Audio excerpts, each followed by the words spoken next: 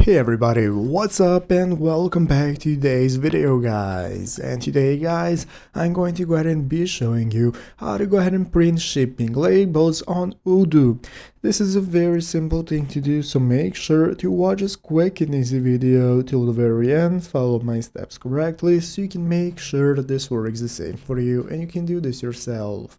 But yeah guys, let's get straight into it.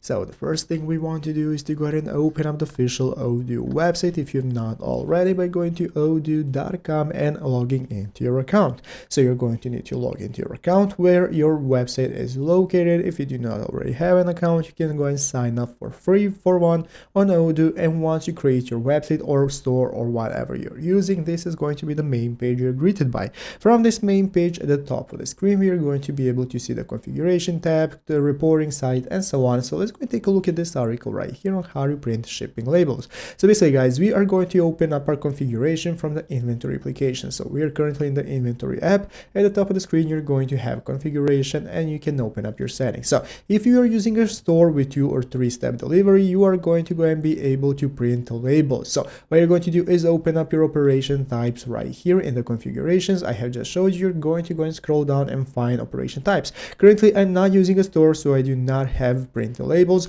right here because I do not have that option for the type of website I'm running. But if you're running a store, you're going to have the option to print your shipping labels, and it's going to look like this. You're going to go and be able to select your operation type, shipping method, and then get started with printing your labels by checking this, and this is how to get started. So I hope this video was helpful. If it was, make sure to leave a like, subscribe to the channel. Thanks for watching, take care, and bye.